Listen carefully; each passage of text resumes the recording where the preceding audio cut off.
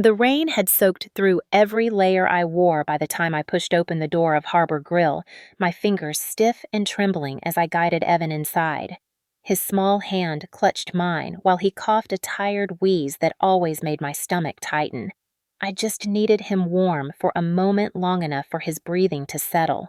The smell of fried onions, coffee, and wet jackets filled the room. My glasses fogged instantly, and when I wiped them with my sleeve, I saw the worst possible sight. Every table was full. No booths, no counter seats, not even the cramped stool near the restroom. People lingered over their meals, no one ready to face the storm outside. I carried Evan to the counter and ordered the only thing my wallet could afford: one small hot chocolate. Nothing for me. The cashier handed it to me without making eye contact. I turned, scanning the room again, hoping something had opened up. That was when the manager approached, his voice sharp enough to cut through the chatter. "If you cannot order a full meal, you cannot sit here. Seats are for paying customers, not people looking for shelter." The words hit like ice water. Conversations around us quieted. Evan tucked himself behind my leg, shivering. I tried to steady my voice. "My son is cold. He just needs a place to sit while he drinks this." "Then stand by the door," the manager snapped. "Do not block tables meant for customers." A woman near the window muttered, "Some people shouldn't bring their problems into restaurants." My cheeks burned. I pulled Evan closer, feeling humiliation flush through my whole body. I turned to leave, but then I spotted it. A small table in the corner, only half occupied. A man sat there alone, writing in a leather notebook, his coat still damp from the rain. He looked calm, focused, not someone who would welcome company. But I had no other option. I approached with Evan's hand slipping inside mine. "Excuse me," I asked quietly. "Would you mind if we sit here for just a moment? The place is full." The man lifted his eyes. Gray, steady, impossible to read. He studied me for a few seconds that felt much longer. Then he nodded and gestured toward the empty chair. "Thank you," I whispered. I lowered Evan into the seat and placed the hot chocolate in front of him, his fingers wrapped around the cup relief, softening his face. I sat down carefully, trying not to disturb the stranger who had already gone back to his writing. Then Evan saw the plate of fries in front of the man. Golden. Hot. Perfect. His eyes lingered there with quiet longing. He said nothing, but the look told me everything. I felt my heart twist. I checked my wallet again, even though I knew exactly what was inside. 3 wrinkled dollar bills, not enough for fries, not enough for anything. I reached out, brushing Evan's damp hair from his forehead. "It's okay, sweetheart. Just drink your cocoa." But his eyes kept drifting back to the fries. His lips parted slightly each time he looked at them. I swallowed hard against the guilt rising in my throat. The guilt of not being able to give him something so small, so ordinary. I stared at the fries too long, at my own hands, at the table. Then before I could stop myself, before shame could clamp down on my voice, I gathered what little courage I had left. I turned to the stranger. "Would you mind," I asked softly, "if we shared your fries? I will pay you back. I just could not afford them today." The man froze mid-sentence, his pen hovering over his notebook. For a long second, he did not say anything. His silence felt like a verdict, and heat crawled up my neck. My stomach twisted. I should not have asked. I should have just taken Evan home. I opened my mouth to apologize, but then the man set his pen down and met my eyes fully. There was no pity, no irritation, only a depth I could not decipher. Slowly, he slid the plate toward the middle of the table. "They are better when shared," he said. Relief flooded through me so quickly it almost made me dizzy. Evan lit up, reaching for a single fry as if it were treasure. The man allowed a faint, almost invisible smile. "Thank you," I murmured. He simply nodded. And in that moment, sitting across from a stranger with gentle gray eyes watching my son eat warm food for the first time all day, I had no idea. No idea that the man watching my struggle was a billionaire. For a few quiet minutes, all I heard was the soft scrape of Evan picking up fries and the muted scratch of the stranger's pen moving across his notebook. The warmth from the kitchen drifted through the dining room, settling into my skin just enough to ease the trembling in my hands. I watched Evan take a cautious sip of his hot chocolate and relax into the chair, his soaked sleeves beginning to dry under the heater vent above us. That alone felt like a small blessing. I let out a slow breath, the kind that comes after holding panic in for too long, and dared to look at the man who had let us share his table. He wrote with a steady, deliberate rhythm, his left hand bracing the notebook while the right traced neat lines across the page. I tried not to stare, but something about the way he focused so deeply made it impossible not to notice. People who write like that know what discipline is. People who write like that usually carry heavy thoughts. Evan reached for another fry this time, glancing shyly toward the man as if asking for unspoken permission. The man paused, looked at Evan, and gave a single nod. Evan's face lit up again. That silent exchange felt like a tiny bridge forming between them. I rested my hands in my lap, trying to gather myself. I had been humiliated in front of an entire restaurant, and yet here I was at the same table as a man whose presence made me feel strangely safe. I did not trust it. I could not afford to. The manager passed behind us, muttering something under his breath about people who take advantage, but before I could shrink again, the stranger lifted his head in a calm, firm tone. "Excuse me." The room stilled just slightly. The manager froze. The stranger's voice was not loud, but carried a weight that felt rooted somewhere deep. "This table is occupied by paying customers. Please do not speak to them with disrespect." My breath caught. The manager blinked rapidly, taken aback by the firmness of that simple statement, then forced a stiff smile and backed away. "Sorry, sir. My mistake." I wanted to melt into the floor from the attention, but Evan beamed as if someone had just told him superheroes were real. I swallowed the moment, tugging at something tender inside me. "Thank you," I murmured. "You did not have to do that." The man returned to his writing without glancing at me. His tone remained even. "Everyone deserves a warm meal, especially him." His eyes flicked briefly toward Evan. My heart clenched. Evan was swinging his legs now, humming quietly between bites like he finally felt safe. It had been a long time since I had seen him this relaxed in public. The stranger's attention returned to the notebook, but I noticed he was no longer writing. His pen hovered above the page, and his gaze had slipped out of focus, as if he were thinking about something far beyond the room. I tried to read him the way I read people at work. Some customers exhaled loudly when stressed. Some chewed the inside of their cheek. Some avoided eye contact. But him, nothing. His expression was still almost too still, a practiced stillness. He carried himself like a man who learned early that feelings were best kept behind tempered glass. After a moment, he spoke, still not looking up. "What is your name?" "Nora," I said softly. "And this is my son, Evan." He nodded once. "I am Grant." The name struck me in a way I could not explain. Simple, solid, strong without trying to be. "Grant," I repeated. "Thank you for being kind to us." He did not smile, but his voice softened almost imperceptibly. "Kindness should not be rare." His pen tapped lightly against the notebook, a quiet, thoughtful rhythm. I wondered what he did for a living. His coat was clean but plain, the kind of fabric that cost more than it looked.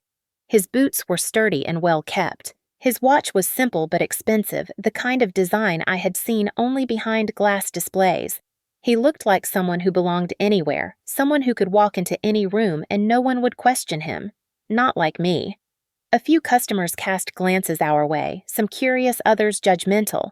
I shifted in my seat, wishing so badly to disappear from their view, but Grant did not seem to notice or care. His calm was a shield, and for a brief moment I felt sheltered behind it. Evan finished another fry and leaned toward me with a whisper that was loud enough for the stranger to hear. "Mom, he said he has serious eyebrows." I choked back a laugh, mortified. "Evan, that is not polite." "It is true, though Evan insisted." "Serious eyebrows." Grant's pen paused. Then, to my absolute shock, a low, warm laugh escaped him. Just once. Quick, almost like it surprised him too. Evan grinned triumphantly. "See? He liked it." Grant cleared his throat. returning his expression to its unreadable setting, though the corners of his mouth remained slightly lifted. He looked at Evan. "You are observant," Evan puffed his chest proudly. "I am 6. That means I know things."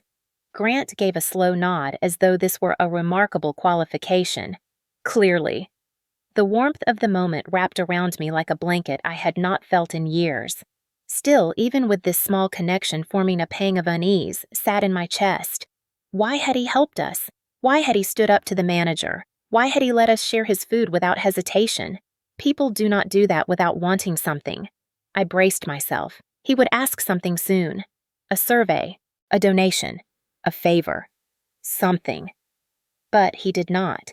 Instead, he closed his notebook carefully as if he had finished what he came to write and rested his hands on top of it. Then he lifted his gaze to mine with a steadiness that made my breath catch. "Tell me, Nora, why were you out in weather like this with your son?" His tone was not accusing. It was gentle, curious, human. "Because we had no choice," I said, surprising myself with how honest it sounded. Something passed through his expression. A shadow, understanding, respect. Or maybe I imagined it. But before I could say anything else, the timer buzzed at the kitchen window, and plates clattered loudly, breaking the pocket of quiet around our table. Evan sipped the last of his hot chocolate, swinging his feet blissfully unaware of the shift in the air. I looked at Grant again. I could not read him. Not even a little. And I had no idea that this unreadable man sitting across from me in a rain-soaked diner was a billionaire. When Evan finished the last fry and wiped his hands on the napkin like a little gentleman, I knew it was time for us to go. The storm outside had softened into a mist, but the street still shimmered with puddles that stretched like broken mirrors across the pavement. I thanked Grant once more, a quiet thank you that felt too small for everything he had done, and gathered Evan's damp jacket from the back of the chair. Grant nodded politely, offering no final question, no expectation, no lingering invitation. That alone surprised me. Most people who help expect something in return, even if it is only prolonged conversation. He did not. As Evan slipped his hand into mine, he waved at Grant with the kind of open sincerity only a child possesses. "Bye, serious eyebrows, man," he said. My eyes widened in horror, but Grant let out the faintest amused breath, a subtle warmth softening his stoic expression. "Take care," he replied. The simplicity of it lingered with me even as we stepped outside into the cold air. The wind whipped across my face sharp enough to sting. I pulled up my hood and tightened Evan's scarf around his neck. Our apartment was a 20-minute walk away, and buses were unpredictable on stormy afternoons. Still walking was our only option. Evan started hopping over puddles as if the world had never been cruel to him, as if a warm meal erased everything else. I watched him marveling at how resilient a child's heart could be.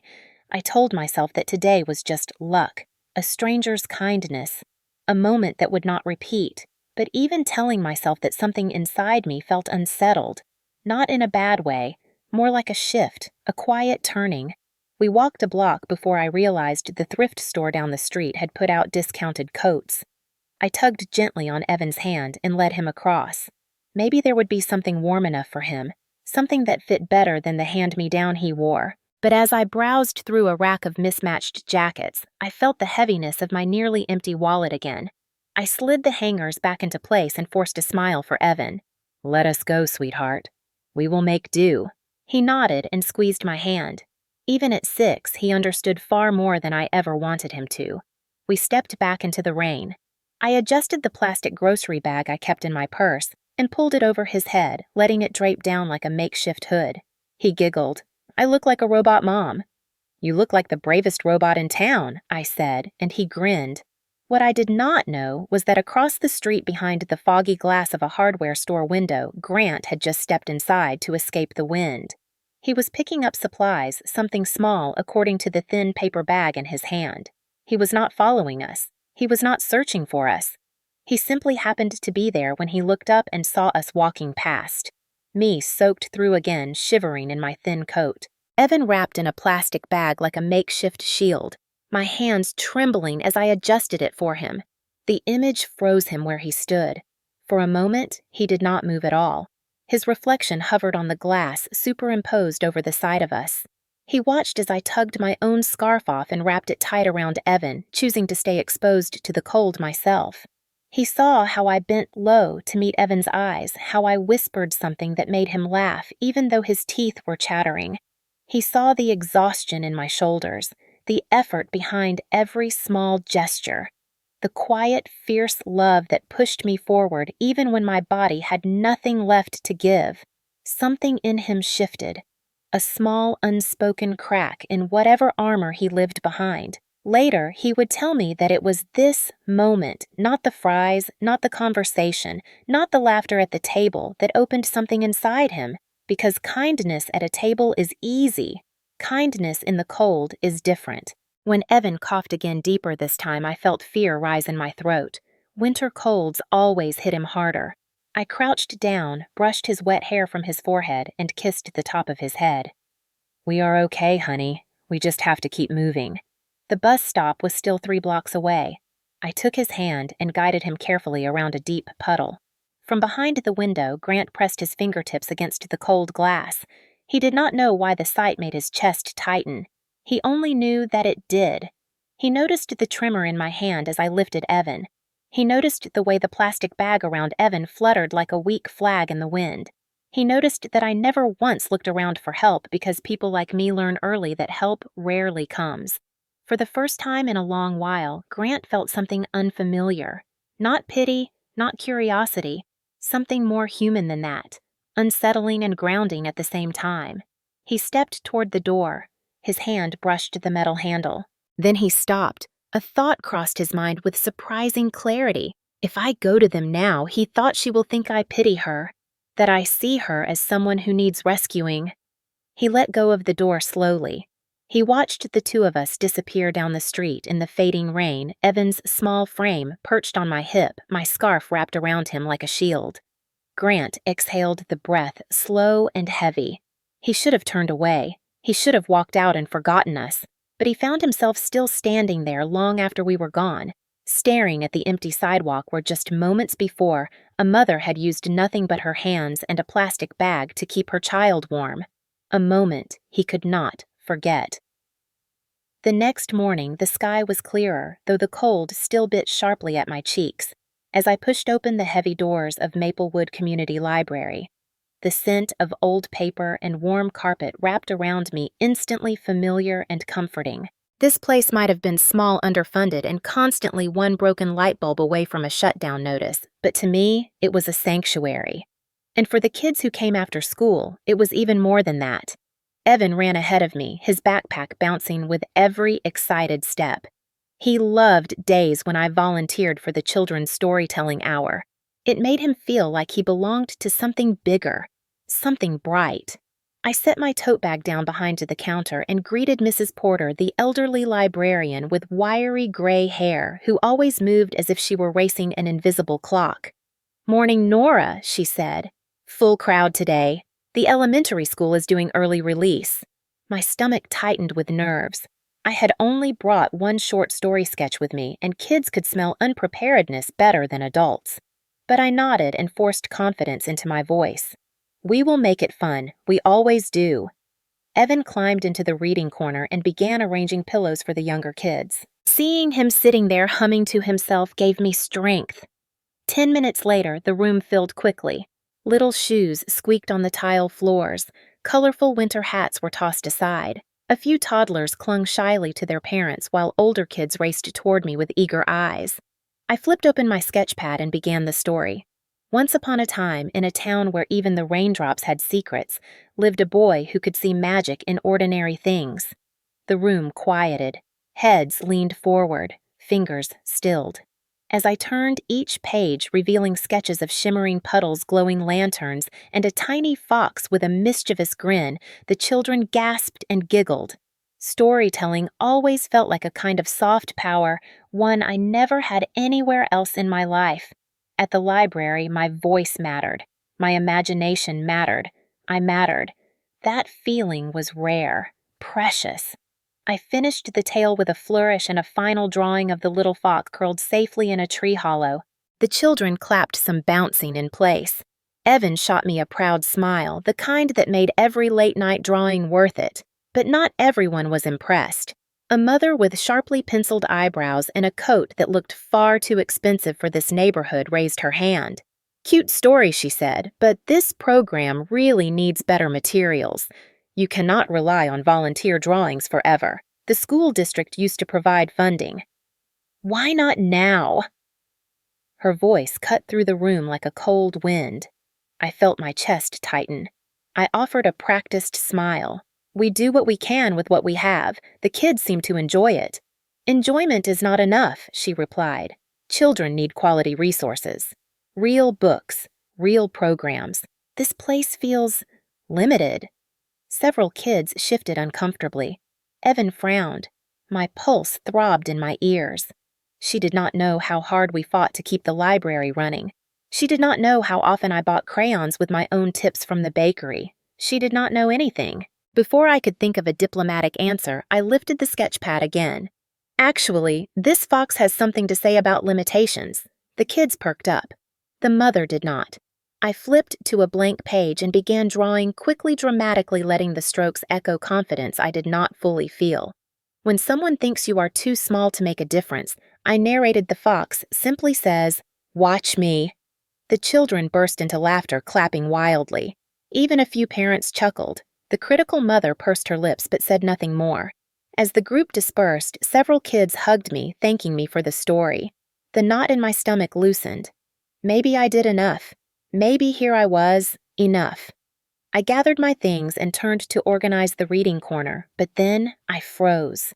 Standing near the back shelves partially hidden behind a row of encyclopedias was Grant. He stood completely still, hands in the pockets of his coat, watching the scene with an expression I could not decipher. How long had he been there? Why was he here at all?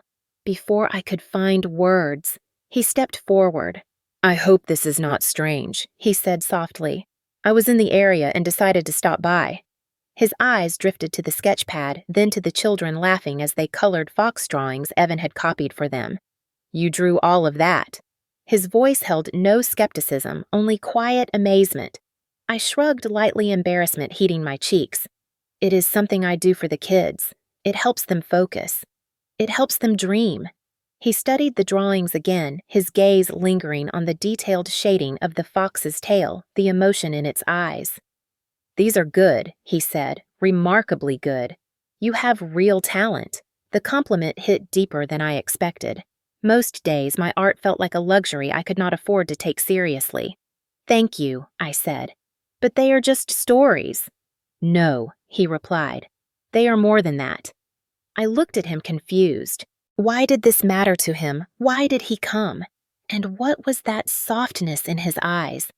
"Everything okay?" I asked. "You seem thoughtful." He hesitated, searching for words. "I saw you yesterday, outside the hardware store." My breath caught. I felt heat rush to my face. "You saw us." He nodded. "I saw how you cared for your son. How you protected him even when you had nothing but a plastic bag to shield him from the rain." His voice softened further. "That is not a small thing, Nora. Most people would not do what you did." I did not know how to respond. Praise felt foreign, dangerous. I looked down at the sketch pad, my fingers brushing the edges of the paper. "I am just a mom," I whispered. He shook his head gently. "No, you are more than that. You are someone who makes magic out of nothing." The words struck something inside me, something fragile, something that had gone silent for years. Before I could answer, a child called my name, pulling me back to reality. When I looked up again, Grant was still watching me with that unreadable, softened gaze, a gaze that said he had seen something in me I did not know was visible. By the time my shift at the bakery started that evening, my body already felt like it had endured a full day longer than it should have. The library had been packed, the kids extra energetic, and my nerves still frayed from running into Grant. A part of me replayed his words in my mind again and again, words that felt too kind for someone like me. But reality always returned quickly, settling back in my bones as I slipped on my apron in the tiny flour-dusted back room. The bakery was warm from the ovens, the air sweet and thick with cinnamon and rising dough. Holiday season was approaching, and people wanted sugar for comfort. We were understaffed as usual, and the manager asked if I could stay an extra hour. I said yes because the $24 it would add to my paycheck mattered more than the fatigue pressing into every joint of my body. Evan sat in the break corner with his coloring book bundled in his jacket since the heater near the back door never worked quite right. He hummed softly to himself, drawing another fox with oversized ears. Seeing him safe and distracted eased some of the ache in my chest. I moved between the register and pastry case boxing leftovers, wiping the counters and greeting customers with the same practiced warmth I had used for years. But each time I bent down, a rush of dizziness pulsed behind my eyes. I ignored it. There is no room for sickness when you live paycheck to paycheck, no room for weakness when you are the only one your child has. My breaths grew shallow as I restocked the display. The lights overhead seemed too bright. My hands trembled slightly. I told myself it was hunger that I would eat something when the rush slowed. But the rush did not slow. A family came in for hot chocolate.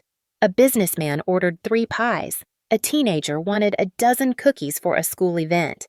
I kept moving, kept smiling, kept pushing, until my legs suddenly felt like they were made of water.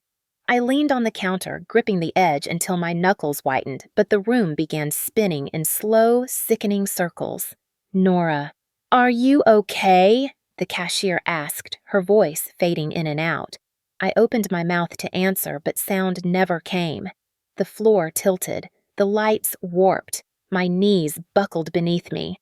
The last thing I heard before collapsing was Evan shouting my name, a terrified sound that cut straight into my heart. When consciousness returned, it was like swimming through thick fog. Voices blurred together. A cold cloth touched my forehead. Someone said, "Should we call an ambulance?" And panic jolted me awake faster than anything else could. No, no ambulance. I pushed myself upright, but the room swayed violently. A trip to the emergency room would destroy me financially. One bill, even with minimal tests, could be over $1,000. I could not afford that. "Please," I whispered hoarsely. "I am fine. Do not call anyone." But Evan's small hands clutched mine in desperation. "Mom, please wake up." His eyes were wet and frightened, and guilt slammed into me harder than the fall had. The bakery manager hovered nearby, uncertain whether to insist on calling for medical help. Before anyone could decide, the bell above the front door jingled. A cold gust swept in, and then I heard a voice I recognized instantly. "What happened?" Grant asked, his tone controlled but edged with urgency. Of all nights, of all places, he walked in now. The cashier explained quickly, still shaken. She collapsed. "We were about to call emergency services." I shook my head again, but Grant was already moving toward us. He crouched beside me, his gray eyes scanning my face, my breathing, the tremors still running through my hands. He was calm, but a storm brewed beneath that calm. His voice dropped low enough for only me to hear. "You are not okay." I wanted to argue, but the room wobbled again. Grant stood and made a quick decision. "Do not call an ambulance. I will take her to Northwood Urgent Care. My company funds the clinic. She will be seen quickly, and there will be no charge." His tone left no room for debate. The staff exchanged glances, relieved to have a solution. Before I could protest, he slipped one arm under my shoulders and the other beneath my knees. The sudden lift made me gasp. "Grant, I can walk," I murmured, embarrassed. "You should not," he replied simply. His voice was steady, but his jaw was set tight, as if he were fighting a feeling he did not want to reveal. Evan scrambled after us, clutching my bag. Grant paused long enough to place a gentle hand on his shoulder. "She is going to be okay. You can ride with us." Those words were the only thing keeping Evan from falling apart. He nodded quickly and followed. Outside, the air was painfully cold. Grant protected my body from the wind as he carried me to a sleek, black SUV parked near the curb. He opened the door with one hand, never shifting his hold on me, and settled me carefully into the seat. Evan climbed in beside me, still shaking. The ride to the clinic blurred past in a haze of headlights and throbbing pain behind my eyes. But I remember one thing clearly. Every time I swayed or closed my eyes too long, Grant glanced at me with an expression I had never seen on someone like him. Worry. Real, unrestrained worry. At the clinic, everything happened quickly. A nurse recognized Grant immediately and hurried us into a small exam room. They checked my blood pressure, my temperature, my breathing. Severe dehydration, exhaustion, fever creeping upward. Nothing life-threatening. Everything dangerous when ignored. I lay back on the narrow bed, the saline drip beginning to cool my veins. Evan squeezed my hand until his small fingers ached. And when I finally turned my head toward the corner of the room, I saw Grant standing there, still in his dark coat, hands clasped tightly behind his back, watching over me with a silence heavier than words. The saline drip cooled my veins, slowly easing the pounding in my skull and the burning heat under my skin. The exam room was small, washed in pale fluorescent light, and smelled faintly of antiseptic and peppermint soap. Evan sat curled beside me on the thin medical bed, his small hand wrapped tightly around mine.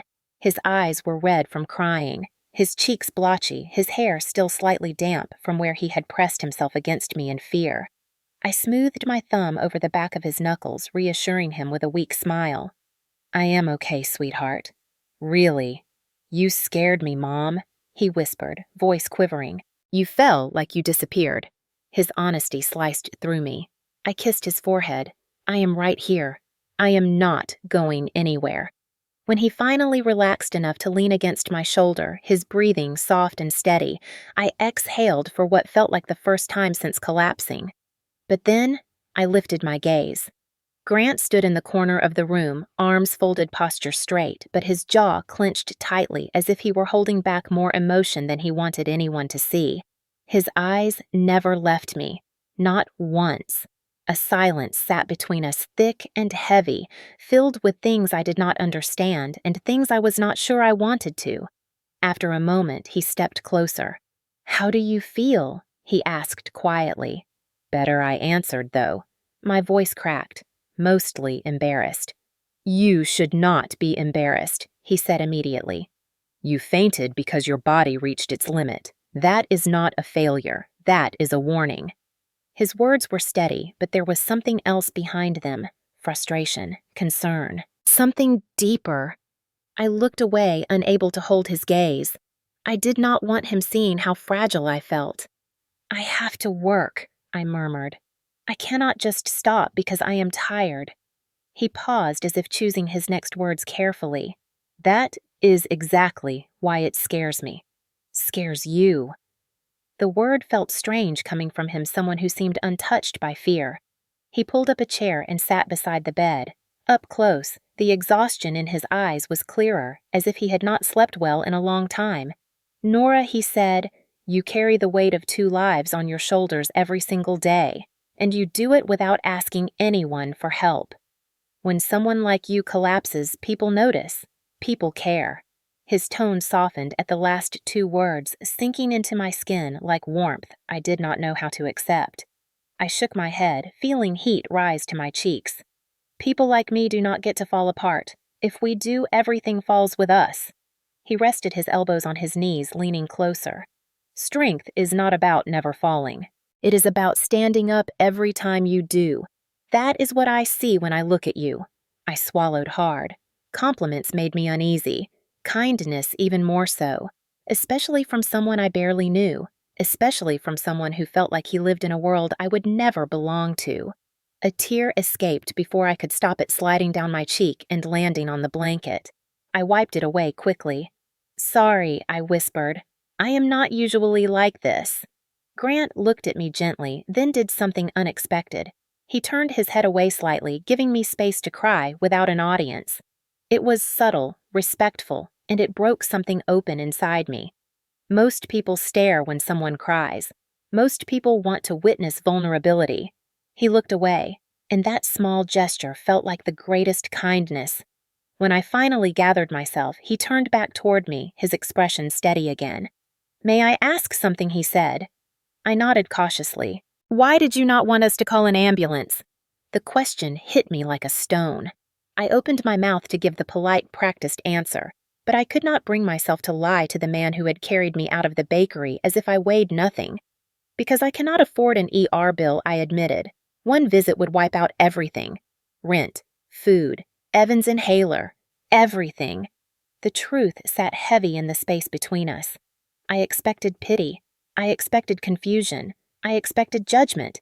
But Grant only nodded understanding, flickering through his expression. That is the reality for many people, he said quietly. It should not be, but it is. Something in his tone made me wonder what he knew about hardship, what he had seen, what he had lived. Before I could ask, Evan stirred beside me. "Mom," he whispered. "I am okay, baby," I murmured, smoothing his hair. He relaxed again, and I looked back at Grant. "You have done too much for us already," I said softly. "I do not want you to think I expect anything more." He straightened slightly, a faint crease forming between his brows. "Nora, I did not help you because I thought you expected it. I helped you because I wanted to. That scared me more than anything. A man like him wanting anything to do with a woman like me felt impossible, dangerous, unrealistic. But before I could retreat into my thoughts, he added one more sentence, one that burrowed deep and lodged itself in a place I had not touched in years. You are not alone. You never were. You just needed someone to notice. My heart slowed, then sped up. Emotions I had locked away long ago rose like a tide, threatening to undo me again. I did not know how to respond, did not know how to breathe around the weight of what he had just said. And he did not push me. He simply sat there, steady and patient, as if waiting for me to take whatever time I needed. The nurse returned, then checking my vitals, adjusting the drip, asking gentle questions. Grant stepped back but did not leave the room. His presence remained like a quiet anchor. When the nurse finished and stepped out again, Grant met my gaze once more. "Nora," he said, voice softer now, "you deserve more than survival. You deserve safety, rest, hope." The words hit the deepest wound inside me, the wound formed by years of scraping by, years of working myself into the ground, years of pretending I did not need help. A sob pressed against my throat, but I swallowed it, gripping the edge of the blanket to steady myself. "Why are you being so kind to us?" I whispered. This time, he did not look away. "Because kindness is the one thing the world does not have enough of," he said. "And because when I see someone fighting as hard as you do, I cannot pretend I do not see it." The room went quiet. Only the soft hum of the IV pump filled the space between us. I did not know what this man was to me. A stranger, a savior, a complication. But I knew one thing with unsettling clarity. He was becoming someone I could no longer ignore. 3 days passed before my strength returned enough for me to go back to the library. The fever had broken, the dizziness had lessened, and the nurse at the urgent care clinic insisted I take at least 48 hours of rest. Rest meant lying in bed, worrying about bills, calculating rent over and over in my head, and pretending I was not terrified of missing too many shifts at the bakery. Evan stayed close the entire time, bringing me cups of water and drawing pictures of foxes holding umbrellas. Grant checked in only once through a brief text sent to the library coordinator, making sure I was recovering. Nothing pushy, nothing invasive. Just a quiet message wishing me well. I told myself I was relieved he kept his distance. I told myself it was better this way, but when the morning of the 3rd day arrived, a small part of me wished I would see him waiting somewhere. He was not. Life went on exactly as it always had. When I entered the library, the place hummed with its usual soft chaos. Children chattered near the reading corner. A printer beeped angrily. Mrs. Porter shuffled books with her familiar impatience. My shift was only 4 hours that day. Manageable, predictable. I could slip back into routine, regain control, and convince myself the collapse at the bakery was just a fluke, not a sign of deeper exhaustion. I was sorting donated picture books when I noticed an envelope sitting upright at the front desk, propped between 2 stacks of bookmarks. My name was written across it in handwriting both clean and precise. Not loopy, not rushed. Every letter balanced with intention. For a moment, my pulse quickened. "Who left this?" I asked Mrs. Porter. She adjusted her glasses, squinting. "A man dropped it off this morning." Tall, serious looking. Did not give a name. My breath caught. Grant. Of course it was him. But why leave something here instead of speaking to me? I hesitated, afraid of what I would find inside, but curiosity tugged harder. I carried the envelope to a corner table and slid a finger beneath the seal. A packet of documents rested inside, along with a short notepaper clipped to the front. The note had only one sentence written in that same controlled handwriting. No strings. Just an idea. You are already doing the work. This simply makes it official. G. I unfolded the documents with trembling hands. My heart stuttered when I saw the title at the top of the first page. Creative Illustrator Contract. Terms. Responsibilities. Hours. Pay. Rights. Everything laid out with professional clarity. It was a part-time position for a children's storytelling app under development by a company I recognized from local tech events. They wanted someone to assist with character sketches, environment concepts, and visual storyboards. The pay was more than I made in 2 weeks between library shifts and the bakery combined. My breath caught again. This could change everything. But as quickly as hope rose, fear followed. Why me? Why offer this to a single mother barely scraping by? What would people think? What would he think? Would this make me look weak, needy, incapable of earning my own way? I pressed both hands against my temples, trying to steady the storm inside. The door to the library swung open then, and a group of school children rushed in laughing loudly. I tucked the envelope into my tote bag before anyone could see it. For the next hour, I moved in autopilot shelving books, answering questions, directing kids toward the craft bins. But my mind never left that envelope. When I finally stepped into the break room to catch my breath, I found Mrs. Porter warming her coffee. She eyed me with the sharp perception only older women possess. "You look spooked," she said plainly. I forced a smile. "Just tired." She sipped her coffee. "You work too much. That man who dropped off the envelope asked if you were well." My heart skipped. "He did?" "Yes. He also said you are more talented than you realize." My throat tightened. Mrs. Porter set her mug down and crossed her arms. "You know, Nora, sometimes opportunities come because people see things in us that we have forgotten to see in ourselves." I looked away, blinking fast. Maybe I whispered. She stepped closer, lowering her voice. "And sometimes refusing an opportunity is just another way of believing you are not worth the good things that find you." The words hit deeper than she knew. Before I could respond, she patted my arm and returned to the front desk. Alone again, I pulled the envelope back out. I read through every section of the contract slowly, carefully. There was no hidden clause, no trap, no implication that this was charity. It was legitimate work, skilled work, work I knew how to do, work I loved. But why give it to me? As if he had heard the question forming in my mind, my phone buzzed. A new message. Unknown number, but I recognized the writing style. One line. "If it is too much, you can say no. If it is the right thing, you will know." I sat down hard on the chair, my breath shaky. He was giving me space. A choice. Not pressure. Not rescue. A chance. A real one. And it terrified me because hope always does. Evan tugged on my sleeve, then holding up a drawing. "Mom, look. It is you and me and the fox.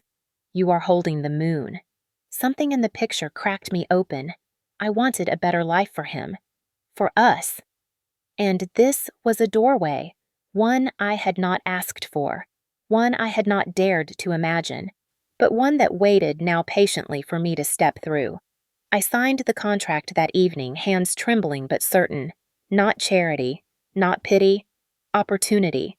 And when I slid the signed papers back into the envelope, I finally allowed myself to breathe. Truly breathe.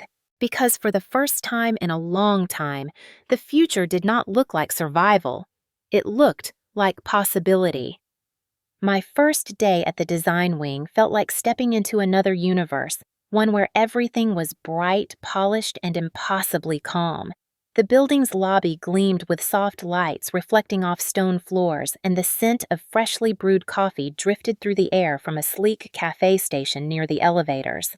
I held my tote bag a little too tightly as I stepped inside, Evan's encouraging voice still echoing in my head from that morning.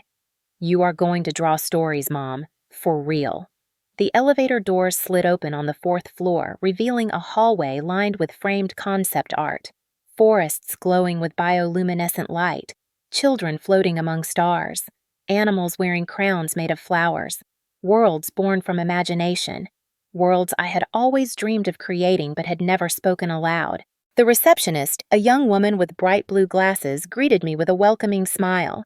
"You must be Nora. We have been expecting you." Expecting me?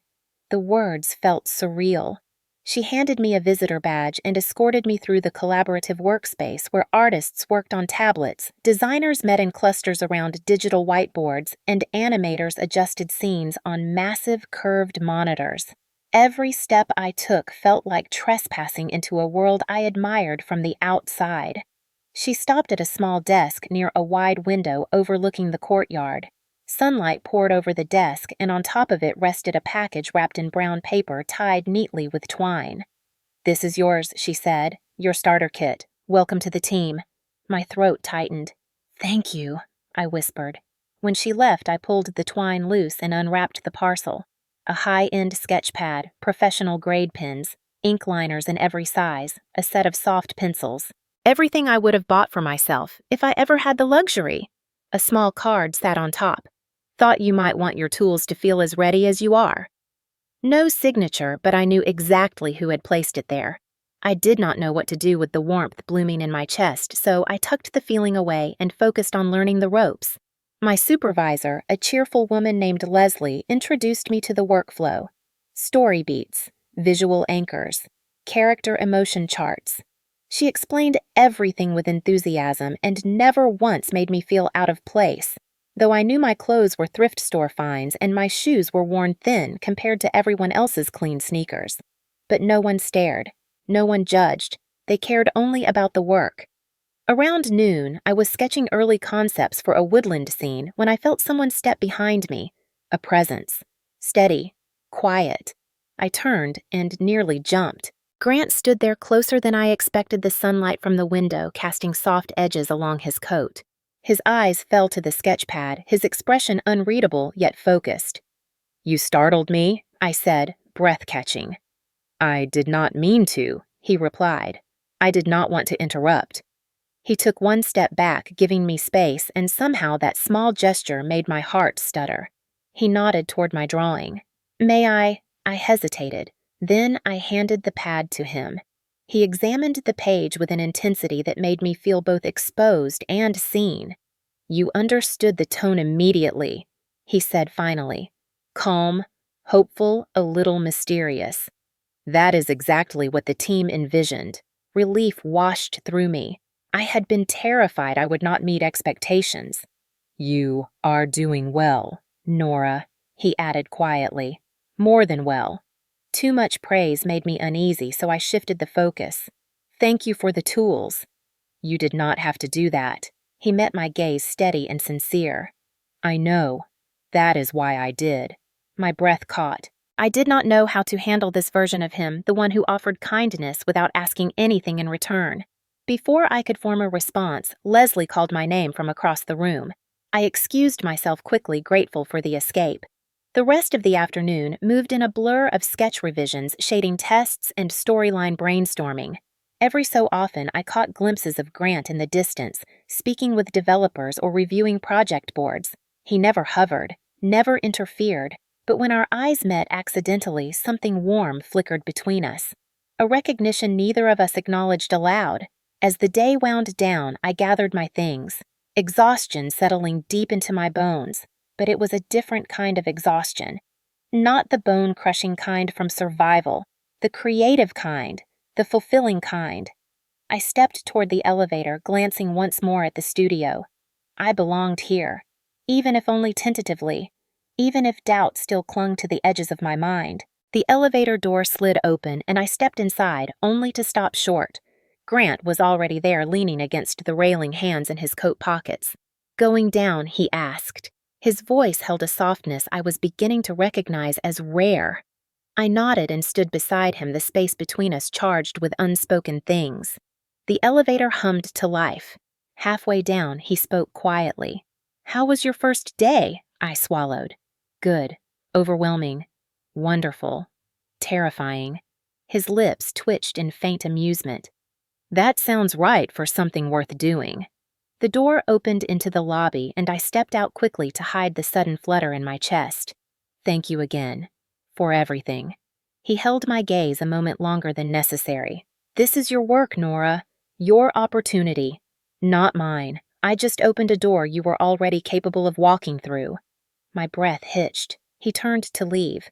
But before he reached the glass doors, he paused and looked back. "See you tomorrow." Then he disappeared into the cool evening air, leaving me standing in the lobby with my heartbeat louder than the building's silence. I did not know what scared me more, that a man like him was beginning to matter, or that I wanted him to. The new apartment was small, just 2 modest bedrooms and a living room that echoed when we first stepped inside. But to me and Evan, it felt like stepping into a new chapter of life. The paint smelled fresh. Sunlight flooded the space through wide windows, and for the first time in years, I felt air in my lungs that did not taste like panic. Evan raced from room to room, his sneakers squeaking on the clean floorboards. His laughter bounced off the bare walls, filling spaces that had been empty for too long. "Mom," he shouted, "I have my own closet, and look, my window faces the trees." I smiled, setting down a box of dishes. We had trees now. Not a brick wall, not an alleyway filled with noise. Actual trees, a safer neighborhood, cleaner hallways, quieter nights. I had not realized how badly I needed quiet until we finally had some. After months of calculating every penny and stretching every shift, the steady income from the illustration work had finally allowed us to move out of the cramped one-room space we had lived in for 3 years. It felt unreal. Like stepping into someone else's life, someone luckier. But even as joy swelled inside me, a thin thread of fear wrapped around it. People like me are not used to good things lasting. When the last boxes were unpacked, Evan proudly taped his drawings to his new bedroom wall. Stick figure foxes, space rockets, a smiling sun wearing sunglasses. At the center was a picture of a small family, me, him, and a tall man with serious eyebrows holding a plate of fries. I lingered on that one longer than the rest. After dinner, as twilight turned the sky lavender, I lit a candle on the counter, a small ritual of gratitude I had carried with me since my 20s. I closed my eyes and whispered a quiet thank you, not to any specific person, just to the universe, or fate, or whatever force had given us this moment. The next afternoon, a soft knock sounded on the apartment door. Evan ran to answer before I could stop him, pulling it open with a grin. Grant stood there holding a white paper bag in one hand and a rolled blueprint in the other. He looked slightly unsure, as if deciding whether stepping inside would be too much. "Hi, Grant," Evan chirped.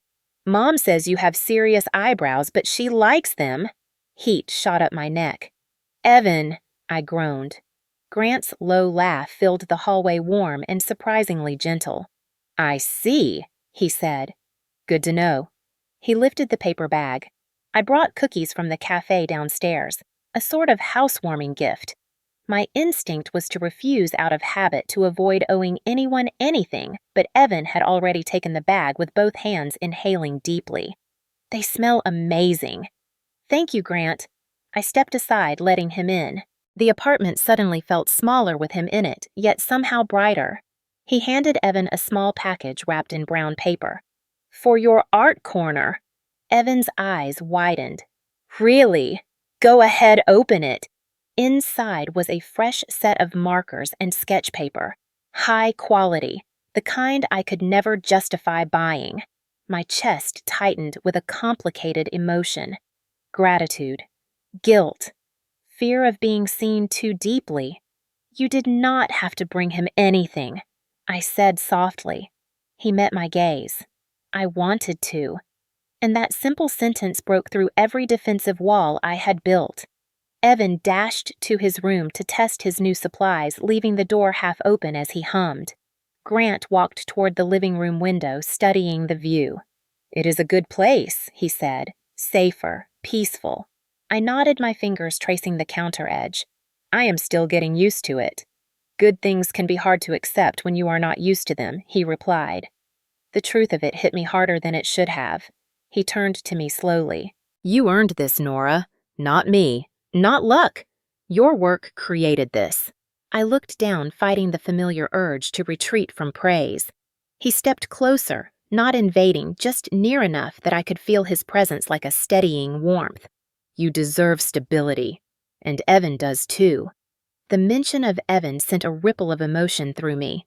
He is happier here, I admitted. I have not seen him this light in a long time. Grant nodded. You give him more than you realize.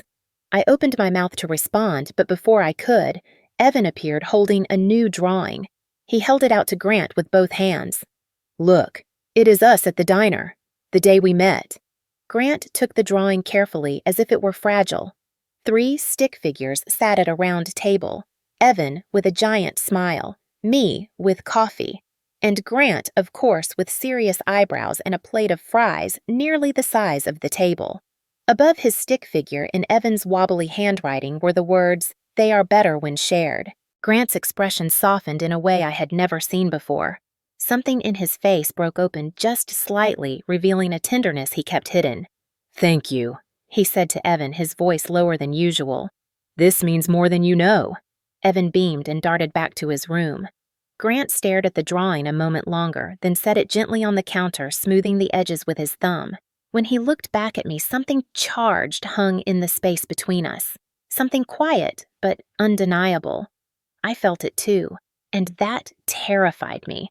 Because getting better jobs, safer homes, or new chances is one thing.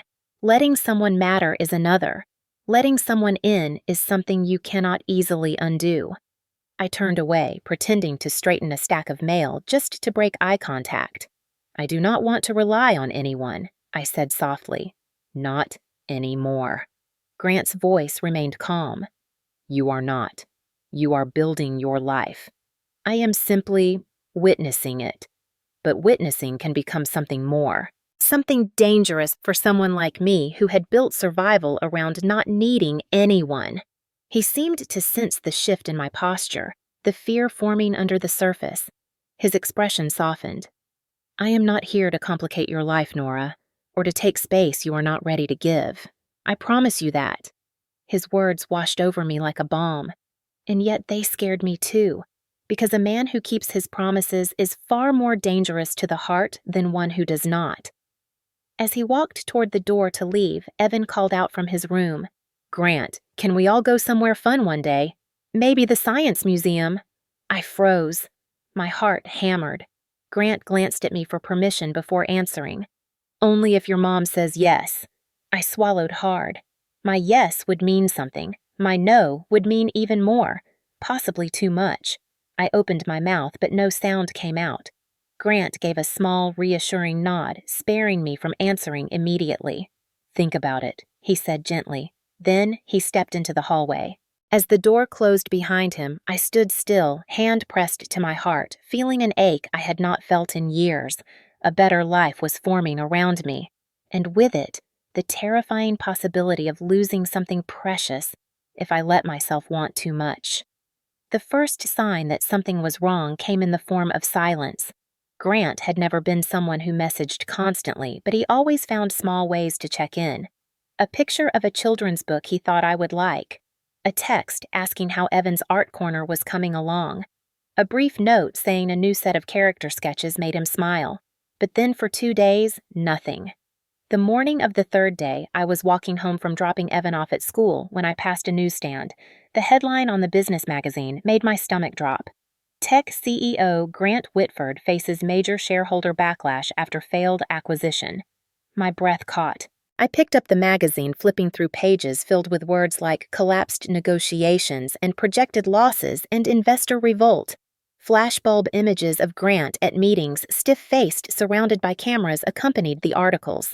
He looked nothing like the man who had knelt beside Evan to admire his drawing.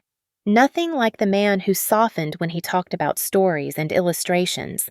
Nothing like the man who placed cookies on my counter and spoke gently about deserving a safe home. He looked cold, cornered, alone. I put the magazine back and tried to steady myself. Maybe he just needed space. Maybe he was busy. Maybe I was assuming too much. Hours passed. Evening came. Still nothing. After putting Evan to bed, I paced the living room, the silence inside the apartment louder than ever. I should not care this much, I told myself. I should not get attached. I should not hope. But hope had already carved a home inside my chest. At nearly 9, I could not sit any longer. I grabbed my coat and walked out, not entirely sure where I was going, only knowing I had to move. My feet carried me to the downtown park without conscious thought. It was the same place Evan and I visited on weekends, the same spot where sunlight filtered through old oak branches in the afternoons. But now at night, the park was lit only by scattered lamps, each casting long, lonely shadows. That was when I saw him. Grant sat on a bench near the fountain, shoulders slumped, elbows on his knees, hands clasped tightly. His suit jacket was wrinkled, his tie loose, and his hair looked like he had run his hands through it 100 times. He had never looked smaller, never looked more human. My steps slowed. "Grant," I called out softly. His head lifted, and for a moment he looked confused, almost startled that someone had found him in this state. "Nora." His voice was hoarse, scraped thin by exhaustion. "How did you—" I just knew I said. I walked toward him, feeling my heartbeat in my throat. He tried to straighten, to look composed, but it only made him seem more breakable. "The deal fell through," he said quietly, staring at the dark water of the fountain. "And the board wants a scapegoat." I sat beside him close enough to feel his shaking, but not so close that he would feel crowded. "Have you eaten today?" He let out a humorless laugh. "Does a granola bar at noon count?" I reached into my coat pocket. Earlier that morning, I had packed a small granola bar for Evan, but he ended up eating pancakes instead. I handed it to him. "Emergency snack," I said. It was the same phrase I had used when he sat beside me weeks ago, the day I unknowingly helped him breathe again. His lips twitched just barely. He took the bar, unwrapped it with slow fingers, and broke it in half, offering me a piece. We ate in silence, the small crunches sounding louder than they should have in the still park. The wind rustled fallen leaves. A dog barked in the distance. Under the dull glow of the lamp above us, Grant looked so tired it hurt to see. "I do not know how to fix this," he admitted, his voice low. "I do not even know where to start. For years, I thought if I worked hard enough, prepared enough, planned enough, I would be untouchable." He paused. "But people like me, we do not get second chances." Something twisted deep inside me, sharp and aching. I placed my hand on his, a boldness I did not know I had. His skin was cold, his fingers tense beneath mine. Grant turned eyes, meeting mine in a raw, unguarded moment. "You do get second chances," I said quietly. "You give them to everyone else. Maybe it is time someone gives one to you." His breath hitched just slightly. The world around us blurred, fading into background noise. For a long moment he did not speak. Then, in a voice barely above a whisper, he said, "Why did you come? You should not have to see me like this." I swallowed my thumb, brushing lightly against his knuckles. "Because you were there when I needed someone. Because you see me in ways no one else ever has. Because I care, Grant. I care more than I meant to." He closed his eyes as if the words were both a relief and a wound. When he opened them again, something had changed. Something deep and quiet and undeniable. The kind of shift that happens only once in a lifetime. "Nora," he murmured. My name on his lips felt like a confession. The air between us tightened, warm and trembling. He leaned forward just a fraction, not enough to cross a line, but enough to acknowledge it existed. Enough to let me know he felt it too. "I should go," he whispered, though he did not move. I nodded, though I stayed exactly where I was. Both of us suspended in a moment. Neither of us were ready to touch, but neither of us could ignore. After a long, breathless pause, Grant finally stood. He looked down at me with an expression so full of something tender and unfinished that it left me rooted to the bench. "Thank you for finding me," he said. "You always show up when it matters." And then he walked away slowly, his shoulders still heavy but no longer defeated. I remained on the bench, my palm still tingling where his hand had been. Something had shifted between us tonight, something fragile and enormous all at once, and despite every fear inside me, I knew the truth. I would show up again, and again, for him, for us. I found out by accident, not through Grant, not through some dramatic reveal, but during a casual lunchtime conversation in the office, the kind where people talk too loudly over microwaved leftovers and forget who is listening. I was pouring tea when two designers near the counter started whispering. Well, Grant's stepping down might tank everything one said. The other side. Being a billionaire does not protect you from bad press, I guess. The word billionaire struck me like a physical blow. My hand jerked and hot tea splashed over my fingers. I barely felt the sting. My mind spun as if someone had yanked the ground from under me. Billionaire! The man who shared fries with my son. The man who sat on a park bench eating half a granola bar like a college kid surviving finals week. The man who knelt beside Evan's drawings with genuine awe in his eyes. Billionaire. I hurried back to my desk, my pulse thundering in my ears. I closed my door, sat down, and put my head in my hands. I had known he was important, powerful even. His quiet confidence in the way people deferred to him had told me that much. But billionaire. That word came with entire universes of assumptions, expectations, imbalances, hidden rules. Suddenly, every moment replayed in my mind through a distorted lens. The fries, the granola bar, the clinic, the apartment I could now afford, the new job, the markers for Evan. Oh, God. Was I just another charity project to him? Someone he kept helping because it made him feel good. My throat tightened until my breath felt thin. For the rest of the afternoon, I could not focus. Lines on a sketch blurred. Colors looked wrong. Every stroke I made felt clumsy. My heart kept thudding with a single painful truth. I had let myself trust him, maybe even care for him. And now, I did not know what any of it meant. At 5:30, I packed up quickly, avoiding coworkers, avoiding questions, avoiding myself. Outside, the sky was an overcast gray, the kind that felt heavy and close. I started walking home, but halfway down the block, I saw him. Grant stood near the entrance of the building, hands tucked in his coat pockets. He looked exhausted, but when he spotted me, his shoulders lifted, relief warming his expression. Nora, he said, stepping forward. I was hoping to catch you. I froze. My heart pounded so fast it hurt. He stopped a few feet away, sensing the shift in me instantly. Something wrong? He asked softly. The concern in his voice nearly undid me. I shook my head too quickly. No, I just had a long day. He studied me, not pushing, just observing with the kind of quiet patience that made him so dangerously easy to trust. Can I walk you home? He asked. The words were gentle, but to me they felt like a weight I could not carry. I hesitated. He noticed. Nora, he said slowly, his brows drawing together. Did I do something? The knot in my throat tightened painfully. No, I whispered. You did not do anything. That was the truth, and also not the truth. Grant took one small step closer. Talk to me, please. I shook my head again, backing up slightly. I cannot. Not right now. His expression faltered, confusion slipping into something that looked almost like hurt. The sight of it cut deep.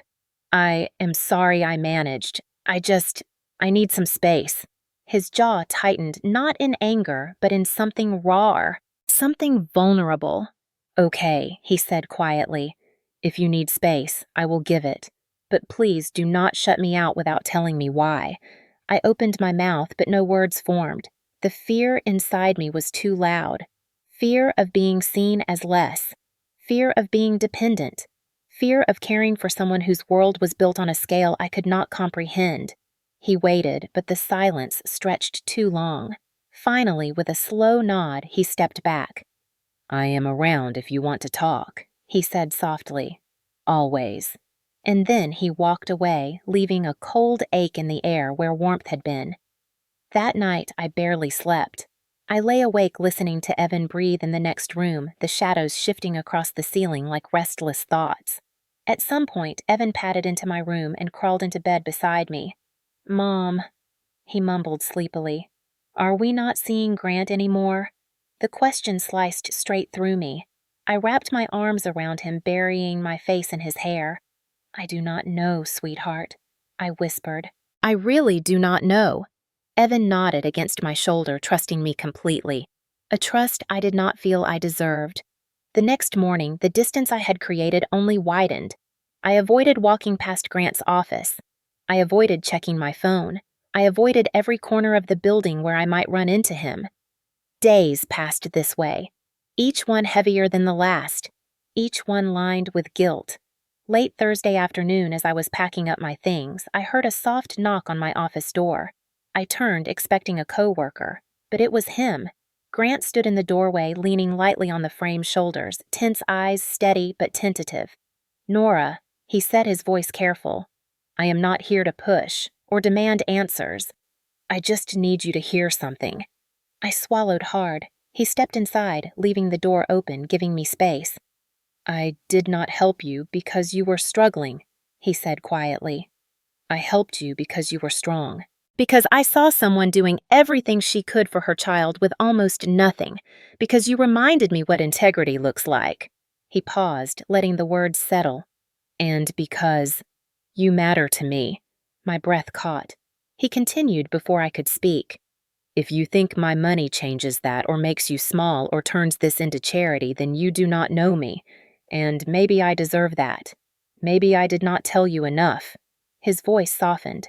"I never wanted you to feel beholden to me or dependent on me. I just wanted to be someone you did not have to face the world alone with." I pressed my fingers to my lips, blinking back tears.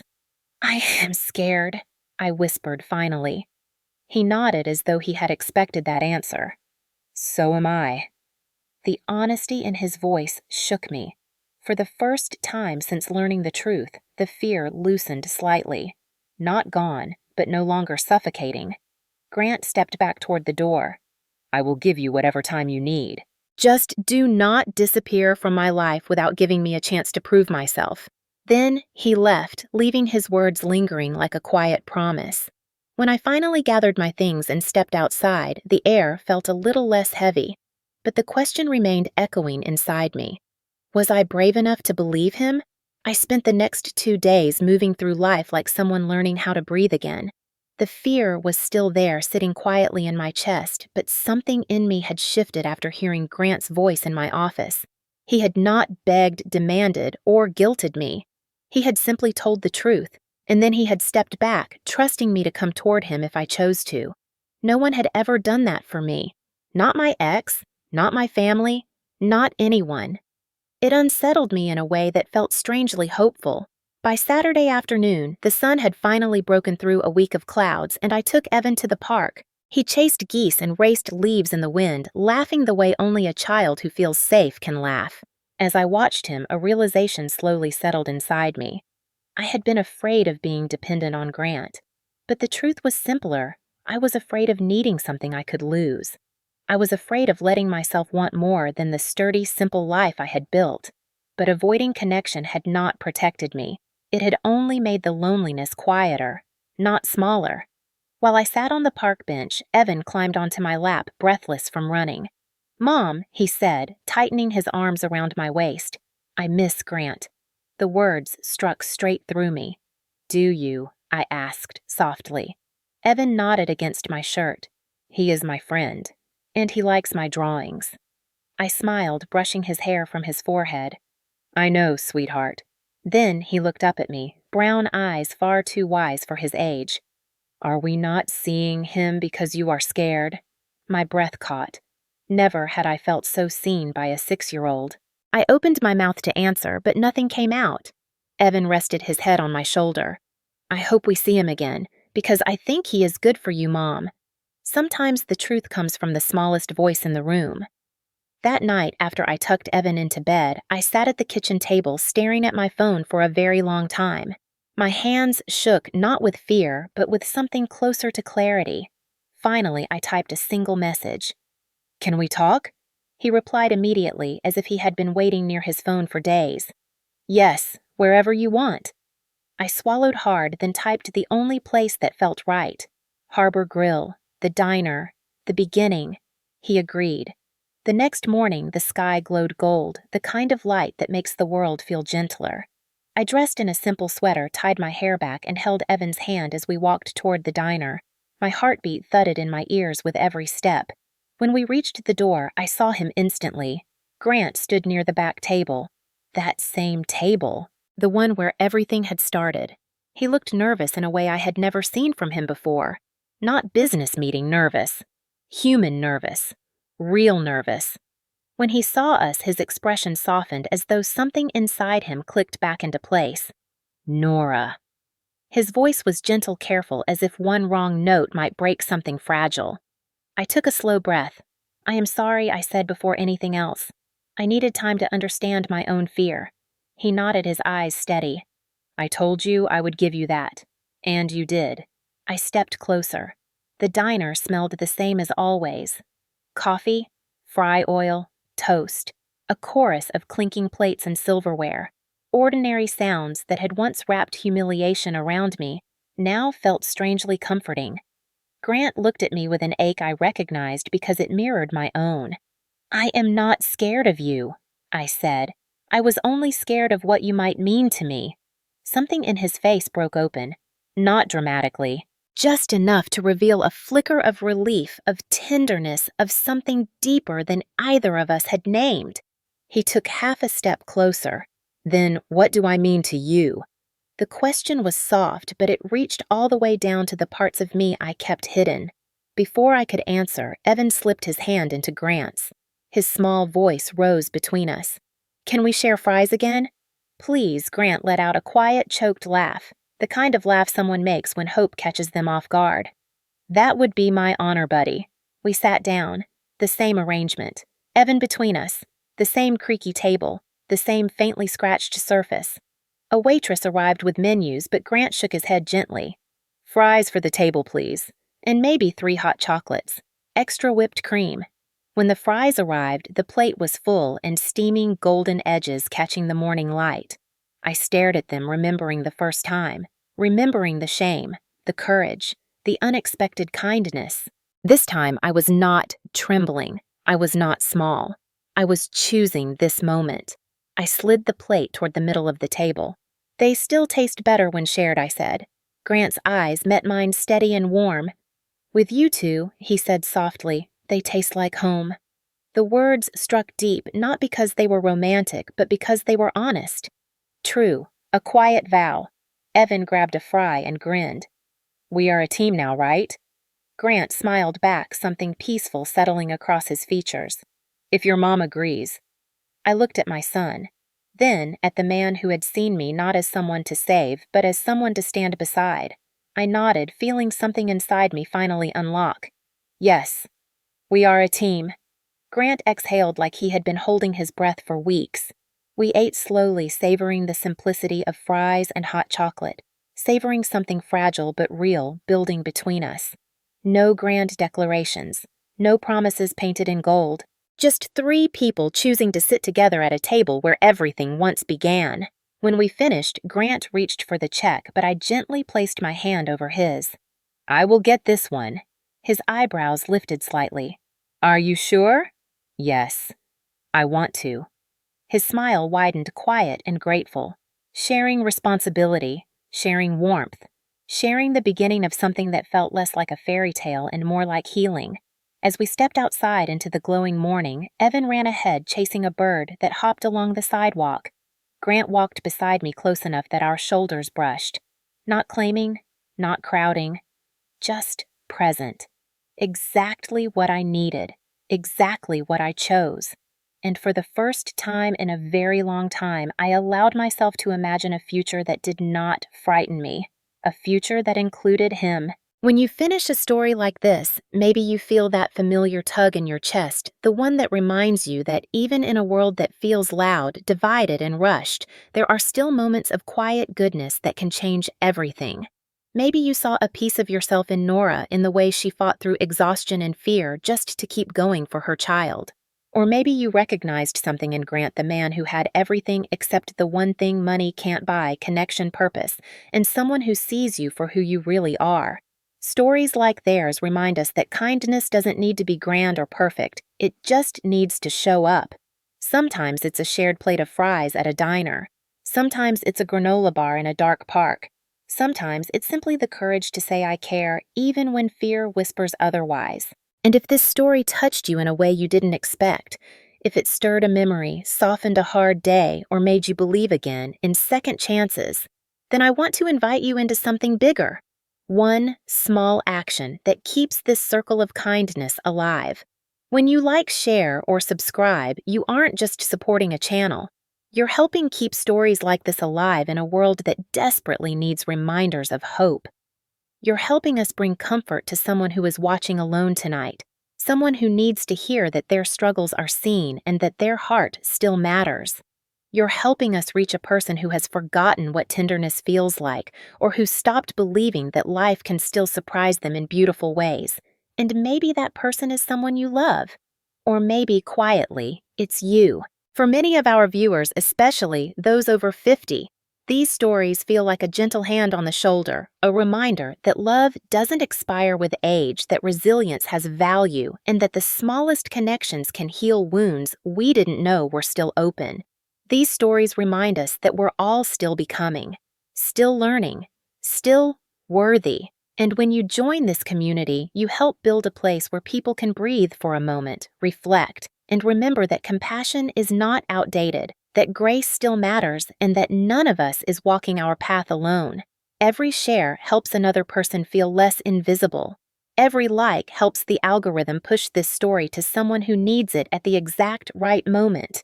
Every subscribe tells us that what we're doing matters, that these stories are not just entertainment, but a lifeline woven from empathy, truth, and humanity. So if this story made you pause or smile or cry in that quiet way where you wipe your cheeks before anyone sees, I invite you to stay with us.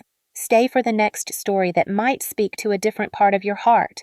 Stay for this little corner of the internet where kindness still has a home. And stay because somewhere out there, someone needs you to help this story find them. Before you go, take a breath and remember one thing. Small moments change lives. A shared meal, a gentle word, a chance given at the right time, and sometimes the courage to watch one more story that reminds you that life even now still holds beauty. If you felt something today, don't let it fade. Like the video. Share it with someone who carries too much on their shoulders. Subscribe so you don't miss the next moment of light. Thank you for being here. Thank you for feeling this with us. And thank you for helping keep kindness alive one story at a time.